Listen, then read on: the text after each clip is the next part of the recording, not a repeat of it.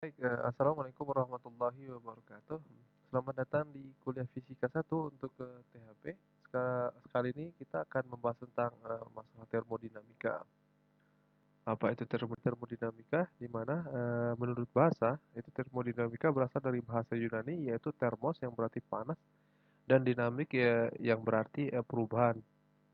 Jadi tentang kuliah ini adalah tentang perubahan panas ya. Kemudian secara umum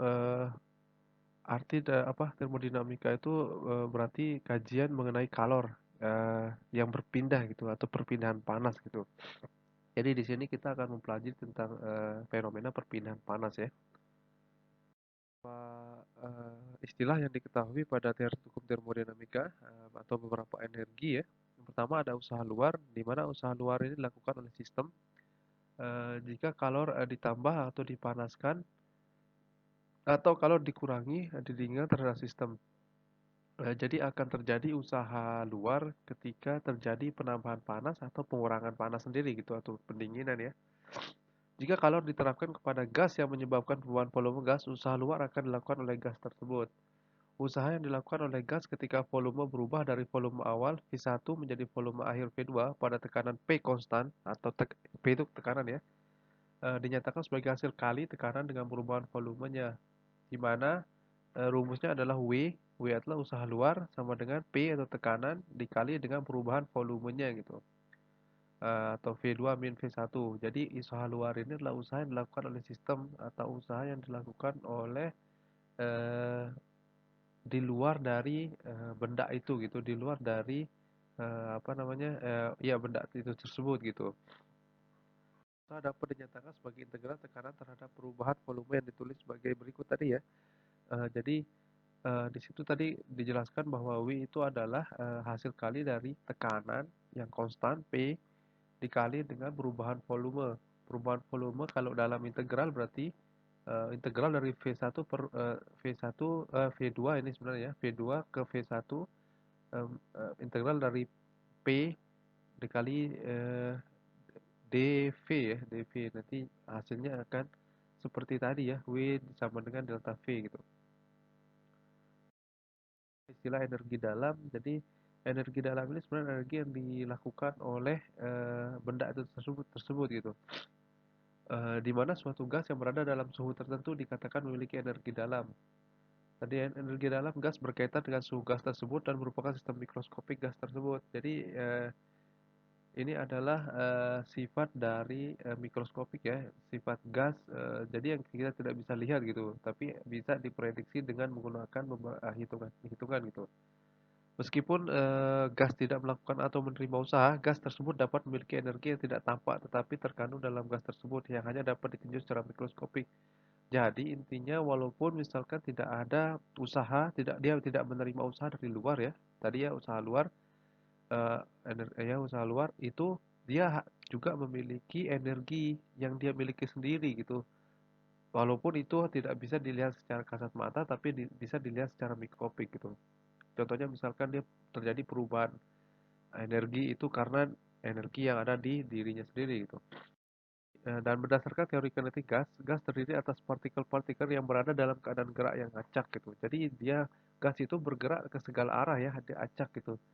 Sehingga terjadi tekanan di situ itu. Gerakan partikel ini disebabkan energi kinetika rata-rata dari seluruh partikel yang bergerak. Jadi energi yang dihasilkan oleh energi dalam tadi ya, oleh gas tersebut itu karena terjadi pergerakan oleh gerakan dari gas-gas partikel-partikel gas ke segala arah. Nah, dari gerakan-gerakan itu kan terjadi tumbukan-tumbukan.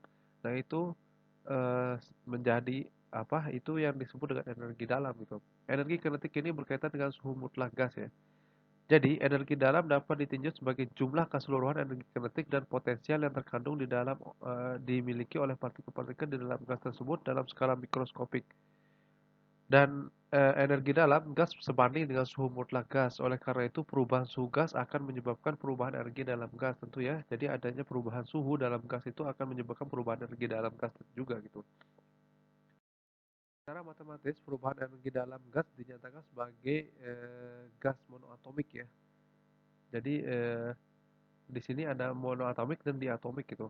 Energi dalam itu lambangnya adalah delta U atau perubahan energi dalam itu sama dengan untuk monoatomik itu adalah 3/2 dikali NR delta T. N itu apa? Jumlah molekul gas, kemudian R itu tetapan gas kemarin ya.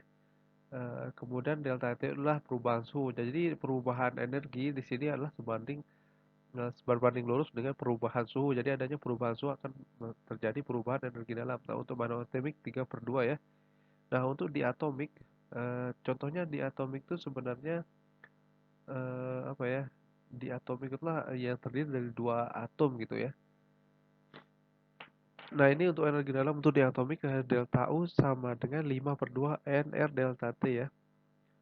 Kalau monoatomik itu contohnya misalkan N2 gitu. Nah, itu satu atom gitu. Nah, kemudian yang di atomik misalkan contohnya metan ya CH4 gitu. Di situ ada dua jenis atom yang berada di sana gitu. Untuk usaha kita sudah tahu ya, kita pernah pelajari mungkin usaha alias kerja merupakan proses perpindahan energi melalui cara-cara mekanis. Tadi usaha dalam gerak translasi itu rumusnya adalah W sama dengan F kali S. F itu adalah tekan ya apa? S gaya, sedangkan S itulah perpindahan gitu. Usaha dalam gerak rotasi W sama dengan tau dikali dengan theta ya. Kemudian usaha pada termodinamika itu dirumuskan adalah W sama dengan P tadi ya dikali delta V tadi untuk termodinamika. Untuk translasi tadi sudah ada, gerak rotasi juga ada. Nah, untuk termodinamika tadi ya, P tekanan dikali dengan perubahan volumenya. Sendiri mengalir dari kalau sendiri mengalir dari benda bersuhu tinggi ke benda yang bersuhu rendah tentunya ini kekalan massa panas kalor dan akan berhenti hingga suhu kedua benda sama. Kalor bukanlah satu jenis energi, melainkan energi yang berpindah. Jadi dapat disimpulkan bahwa kalor adalah energi yang berpindah akibat adanya perbedaan suhu. Bukan energi sendiri, tapi kalor itu adalah panas atau energi yang berpindah saja gitu ya. Akibatnya ada perbedaan suhu di situ. Tentu dari suhu yang tinggi ke suhu yang rendah ya. Di sini ada proses-proses termodinamika gas. Pertama adalah proses isobarik. Di sini proses isobarik di mana dia proses perubahan keadaan gas pada tekanan tetap. Jadi di sini ada keadaannya bahwa gas itu memiliki tekanan yang tetap sehingga persamaan keadaan untuk proses isobarik itu adalah V per T itu tetap ya konstan atau nanti V2 per T2 sama dengan V1 per T1. Nah, di sini nanti kita bisa gunakan apa rumus ini di misalkan ada suatu gas yang ada dua apa ya? Ada satu gas ya, dia memiliki volume volume tertentu, kemudian misalkan suhu tertentu, kemudian nanti ketika kita misalkan turunkan suhunya, maka kita akan tahu volume setelah diturunkan suhunya dengan menggunakan rumus ini. Selain itu misalkan gas itu misalkan volume yang awalnya ada, volume akhirnya ada, suhu awalnya ada, berarti suhu akhirnya bisa diketahui gitu. Dimana ini adalah hukum Gay-Lussac ya, sedangkan rumus usahanya adalah W sama dengan P dikali tadi V2 min V1 sama ya untuk isobarik karena tekanannya tetap gitu. Ingat aja bar itu berarti suhu lalu tekanan ya. Contohnya di sini ada soal untuk 1,5 meter kubik gas helium yang bersuhu 27 derajat Celcius dipanaskan secara isobarik sampai 87 derajat Celcius.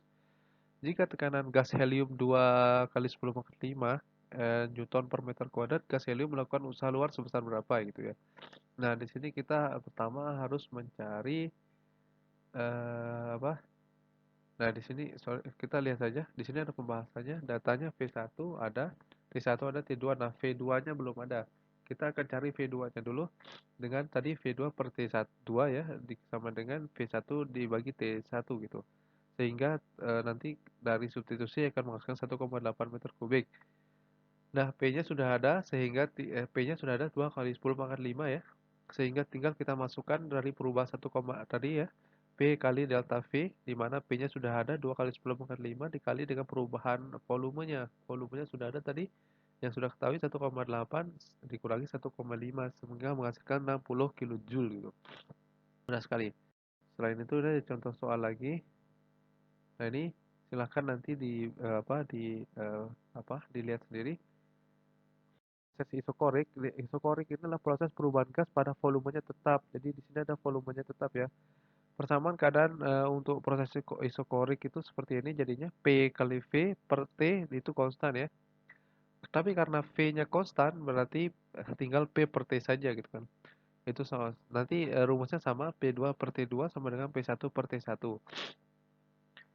Jadi ketika P2 sudah diketahui, P1 sudah diketahui, T1 sudah diketahui, T2 sudah diketahui, maka perubahan dari tekanan itu akan bisa dicari. Sebaliknya ya, selain itu misalkan yang ditanya T2 dengan P2-nya sudah ada, berarti bisa diketahui juga gitu.